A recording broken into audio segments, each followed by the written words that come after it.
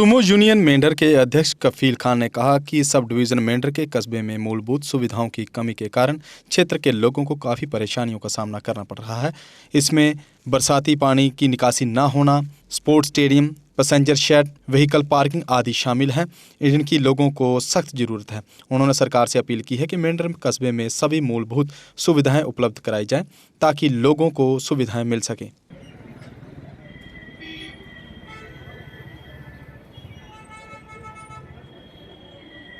यहाँ पर national conference की जो है सरकार बनी है। हम उनको पहले भी हमने मुबारक दी है, आज फिर हम मुबारक देते हैं। लेकिन उन्होंने लोगों के साथ बहुत बड़े वादे किए हैं और उन्होंने अपने मैनिफेस्टो में जो है उन्होंने बहुत बड़े लोगों के साथ वादे किए हैं और क्या क्या काम होगा यहाँ पर। और हम चाहते हैं कि आज तो अल्लाह का शुक्र है, यहाँ पर हमारे मंत्री साहब जो हैं हमारे मेंढर के हैं, जावेद अहमद राना साहब, हमने उनको पहले भी मुबारक दी है, आज दोबारा से हम मुबारक देते हैं। 2 दिन के अंदर मेंढर में जो है उन्होंने यहाँ पर जो है मीटिंग भी ली है, डिपार्टमेंट की मीटिंग ली है, यहाँ पर लोगों के साथ जो है मुताबिक हुए हैं। और कह रहा हूँ कि यहाँ पर देखें कि अगर सरकारी ज़मीनें हैं, यहाँ पर स्पोर्ट्स स्टेडियम होना चाहिए, यहाँ पर पार्किंग होनी चाहिए। जो लोग हमारे बाहर से आते हैं, गाड़ियाँ लगाने की जगह नहीं मिलती है। मैं टैक्सी यूनियन प्रेसिडेंट मेंढर कफील खान, मेरी हमेशा तारक साहब ये एक मीडिया के माध्यम के आगे मेरी एक आवाज़ रही कि जब भी कोई यहाँ मेंढर डेवलपमेंट के बारे में या किसी गरीब मस्कीन के बारे में कोई बात करनी हो तो मैं बात उजागर करता रहता हूँ। और मैं हमेशा उसी बात पे खुश रहता हूँ कि मेरी वजह से अगर किसी आदमी को फ़ायदा मिले और उसकी दुआ मेरे लिए जो है वो हमेशा काम आएगी। तो मैं आज जो है आप मेंढर कस्बा की जो अगर बात करें यहाँ पर डेवलपमेंट के बारे में, तो यहाँ पर डेवलपमेंट के बारे में मैं आपको क्लियर बताऊँ कि यहाँ पर एक म्यूनसिपैलिटी सिस्टम जो है, यहाँ पर आप देखें कि ये तहसील मेंढर सुरनकोट जो थी वो तहसील मेंढर के साथ हुआ करती थी। पुराने लोगों से ये मैं बात सुनता रहता था, जैसे एक सुरनकोट और मेंढर का एमएलए जो होता था वो एक ही होता था, जिस वक्त मरहूम सरदार रफ़ीक हुसैन खान इन दोनों कॉन्स्टिट्यूंसी को डील करते थे। और उसके बाद आप देखें कि सुरनकोट जो है एक बहुत बड़ी तहसील नहीं है, वो बाद में तहसील बनी है। सबसे पहले पुरानी तहसील हमारी मेंढर की है, कोटरंका है और तहसील जो है हमारी सुरनकोट की, वहाँ पर अगर म्यूनसिपैलिटी हो गई तो यहाँ पे म्यूनसिपैलिटी क्यों नहीं है? वजह क्या है इसकी? यहाँ पर एक म्यूनसिपैलिटी होने का मकसद यही है कि यहाँ पर उसमें एक मास्टर प्लान हो। मास्टर प्लान के बीच में जो है ख़ासकर यहाँ पर हमारे लोगों के छोटे छोटे मसले मसाइल, छोटा ये ड्रेन सिस्टम जो है ये ठीक तरीके से हो सके। यहाँ पर जैसे पैसेंजर शेड हो, हमारे बाहर से जो बच्चियाँ और बच्चे स्कूल से या बुज़ुर्ग हमारे मेंढर में आते हैं तो उस पैसेंजर शेड के अंदर धूप हो, बारिश हो तो वहाँ पर आकर बैठ सकें, वो सिस्टम नहीं है। यहाँ पर ड्रेन सिस्टम जो है वो पूरा जो है एक सही नहीं है। क्यों कि यहाँ पर गंदगी के जो हैं गोदाम लगे रहते हैं नालियों के बीच में।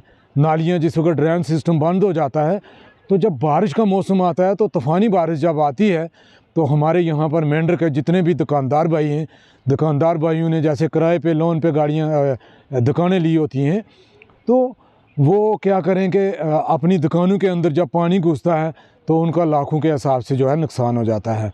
तो दूसरा मैं आपको ये बात बताऊं कि यहाँ पर म्यूनसिपैलिटी ना होने की वजह से सबसे बड़ा जो नुकसान है, यहाँ पर टॉयलेट जो है कम्प्लेक्स जो है वो यहाँ पर नहीं है। क्यों कि अगर वो हो यहाँ पर हो तो वो हमारी भाई बुज़ुर्ग, हमारी माएँ बहनें जो बाज़ार में आती हैं तो कहीं टॉयलेट नहीं मिलता है तो उसको बहुत बड़ी परेशानी का सामना करना पड़ता है। तो ये एक म्यूनसिपैलिटी होने के बावजूद एक मास्टर प्लान यहाँ पर होना चाहिए, और जिसकी वजह से हमारी मेंढर कस्बा जो है ये 3 तहसीलों में जो आप देखें कि 3 तहसीलों में जो है इस वक्त मौजूदा हालत में है। तहसील मनकोट हो गई, तहसील बालाकोट हो गई, तहसील मेंढर, ये एक बहुत बड़ा एरिया है, कम से कम 1.5 लाख आबादी है। ये टेंडर होता है उसका, इस बार जो टेंडर हुआ है 17 लाख रुपए का टेंडर हुआ है। तो वो पैसा 70 लाख रुपया जो है इस बार, अगर पैसा मैं आपको कहूँ तो वो पैसा सही जगह पर कुछ ना कुछ यूटिलाइज़ हुआ है बीडीओ साहब की तरफ से। क्यों कि बीडीओ साहब ने यहाँ पर ड्रेन सिस्टम जो है, नालियों में जो गंद पड़ा रहता था वो थोड़ा सा हटवाया है। सबसे बड़ी बात यह है कि यहाँ पर आप देखें कि हमारे मेंढर के अंदर जो है ख़ासकर स्पोर्ट्स जो है स्टेडियम यहाँ पर नहीं है। आप आगे पीछे नज़र मारें, क्या यहाँ पर गवर्नमेंट लैंड नहीं है? यहाँ पर देखें इतनी सरकारी ज़मीनें पड़ी हुई हैं कि बेशुमार। मैं कहता हूँ कि स्पोर्ट्स स्टेडियम एक ही जगह नहीं बल्कि 3 स्पोर्ट्स स्टेडियम होने चाहिए। मनकोट में अलग होना चाहिए, मेंढर में अलग होना चाहिए, हरनी में अलग होना चाहिए। और दूसरा आप देखें कि यहाँ पर पार्किंग का जो निज़ाम है वो ठीक नहीं है। पार्किंग यहाँ पर है ही नहीं है। क्या यहाँ पर, मैं वही कह रहा हूँ कि यहाँ पर देखें कि अगर सरकारी ज़मीनें हैं, यहाँ पर स्पोर्ट्स स्टेडियम होना चाहिए, यहाँ पर पार्किंग होनी चाहिए। जो लोग हमारे बाहर से आते हैं, गाड़ियाँ लगाने की जगह नहीं मिलती है। देखें जो बाहर से हमारे लोग आते हैं वो पार्किंग ना होने की वजह से बाज़ारों में खड़ी करके लोग जो हैं वो आगे पीछे अपनी बिजनेस के लिए या अपने किसी काम के सिलसिले में, दुकानदारी, कोई सौदा फ़रोख्त करने के लिए बाज़ारों में चले जाते हैं और घंटा 2-2 4-4 घंटे जाम लगता है। तो उसमें ट्रैफ़िक का निज़ाम जो है वो ट्रैफ़िक कैसे ठीक कर पाएगी? ये हम लोगों को यहाँ पर सोचना है। यहाँ पर नेशनल कॉन्फ्रेंस की जो है सरकार बनी है, हम उनको पहले भी हमने मुबारक दी है, आज फिर हम मुबारक देते हैं। लेकिन उन्होंने लोगों के साथ बहुत बड़े वादे किए हैं और उन्होंने अपने मैनिफेस्टो में जो है उन्होंने बहुत बड़े लोगों के साथ वादे किए हैं और क्या क्या काम होगा यहाँ पर। और हम चाहते हैं कि आज तो अल्लाह का शुक्र है, यहाँ पर हमारे मंत्री साहब जो हैं, हमारे मेंढर के हैं जावेद अहमद राना साहब, हमने उनको पहले भी मुबारक दी है, आज दोबारा से हम मुबारक देते हैं। 2 दिन के अंदर मेंढर में जो है उन्होंने यहाँ पर जो है मीटिंग भी ली है, डिपार्टमेंट भी मीटिंग ली है, यहाँ पर लोगों के साथ जो है मुताबिक हुए हैं। और मैं कहता हूँ कि इनको कम से कम यहाँ पर एक म्यूनसिपैलिटी होनी चाहिए, यहाँ पर हमारे ग्राउंड जो हैं ग्राउंड बनना चाहिए, यहाँ पर बच्चों के लिए फैसिलिटी होनी चाहिए फर्स्ट क्लास। दूसरा एक चीज़ में और मुबारक देना चाहता हूँ उनको कि उन्होंने एक अनाउंसमेंट इस दरबार में, मेंढर के दरबार में उन्होंने एक और बात कही है कि मेंढर टाउन के अंदर जो है इन्होंने बस स्टैंड के अंदर जो है यहाँ पर उन्होंने टॉयलेट जो है उनके लिए पैसा दिया है। लेकिन जो पैसा दिया है वो पैसा वहाँ पर लगना चाहिए। और उसके बाद उन्होंने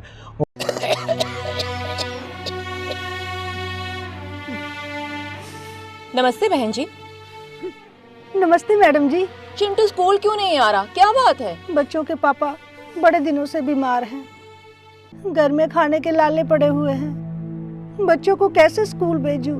आपकी बेटी भी तो काम कर सकती है ना। वो तो लड़की है, लेकिन हाँ उसके पापा ने ना उसको अपना इलेक्ट्रिक ऑटो चलाना सिखाया है।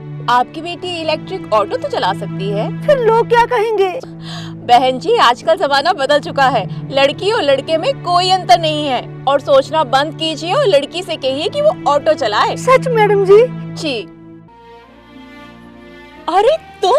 हेलो मैम, कैसे हो आप?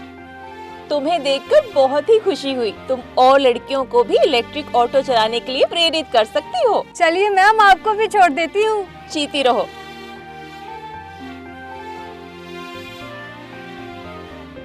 इनके पास मात्र इलेक्ट्रिक ऑटो ही नहीं, इलेक्ट्रिक साइकिल भी है। जमाने की छोड़ो परवाह, गोदावरी के इलेक्ट्रिक ऑटो को कहो हाँ।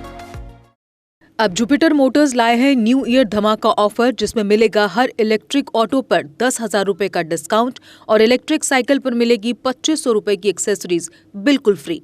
तो देर किस बात की, आज ही आएं और ऑफर का लाभ उठाएं। हमारा पता है जुपिटर मोटर्स, बिहाइंड साइंस सहयोग hotel, Gangyal, Jammu. Mobile number 9780848888।